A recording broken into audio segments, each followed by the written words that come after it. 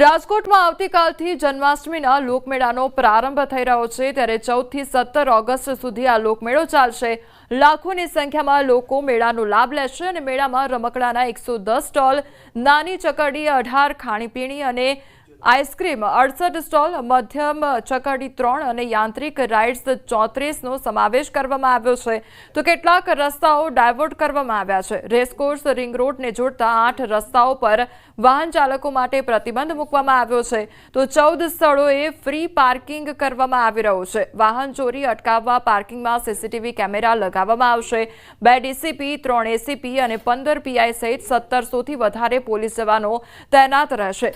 તેમજ 14 watch ટાવરમાં videography અને CCTV કેમેરાથી સજ્જ રાખવામાં આવ્યા છે। એનડીઆરએફ અને એસડીઆરએફની ટીમો મેળામાં તૈનાત રહેશે। તો ફાયરની ટીમ પણ સ્ટેન્ડ 2 રહેશે અને ભીડને કંટ્રોલ કરવા માટે એઆઈ ટેકનોલોજીનો ઉપયોગ કરવામાં આવશે। રાજકોટમાં મેળાની તૈયારીઓ પૂરજોશમાં ચાલી રહી છે। લોકમેળા અને શોભાયાત્રાને લઈને વિશેષ વ્યવસ્થા કરવામાં આવી રહી છે। રાજકોટ રેન્જના 5 જિલ્લાઓમાં વિશેષ બંદોબસ્ત છે। રાજકોટ ગ્રામ્ય, સુરેન્દ્રનગર, મોરબી, જામનગર અને દેવભૂમિ દ્વારકા જિલ્લામાં 90 થી વધારે જન્માષ્ટમીની શોભાયાત્રા નીકળશે। રાજકોટ રેન્જમાં તરણેતરના મેળા સહિત 44 નાના મોટા લોકમેળાને લઈને વિશેષ બંદોબસ્ત તૈનાત રહેશે।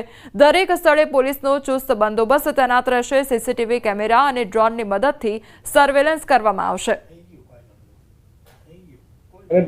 બંને જે જન્માષ્ટમી તેમજ લોકમેળા એ બંને બાબતમાં 5000થી વધારે પોલીસ કર્મચારીઓની એમાં બંદોબસ્તની ફાળવણી કરવામાં આવેલી છે।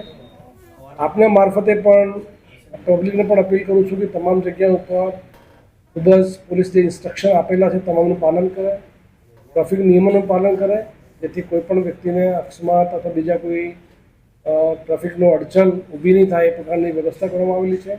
તમામ જગ્યા ઉપર શાંતિપૂર્ણ રીતે તમામ જે વ્યવસ્થા કરવામાં આવેલી છે સરકારશ્રીની તમામ વ્યવસ્થાઓનું પાલન કરે, તમામ ટ્રાફિક નિયમોનું પાલન કરે, કોઈપણ જગ્યા ઉપર કોઈપણ પ્રકારની અફવા નહીં ફેલાવે, તમામ જગ્યા ઉપર સોશિયલ મીડિયા તેમજ તમામ પ્રકારના જે પોલીસના જે અધિકારી કર્મચારીઓ છે એ વ્યવસ્થિત તૈનાત કરવામાં આવેલા છે। કોઈપણ વ્યક્તિને કોઈપણ તકલીફ હોય તો જે તે જગ્યા ઉપર જે અમારા પોલીસ અધિકારી કર્મચારીઓ તૈનાત કરવામાં આવેલા છે એ તમામને કોન્ટેક્ટ કરી શકે છે અને પોતાની જે પણ રજૂઆતો હોય એનો શાંતિપૂર્ણ રીતે ત્યાં ઉકેલ લઈ શકે।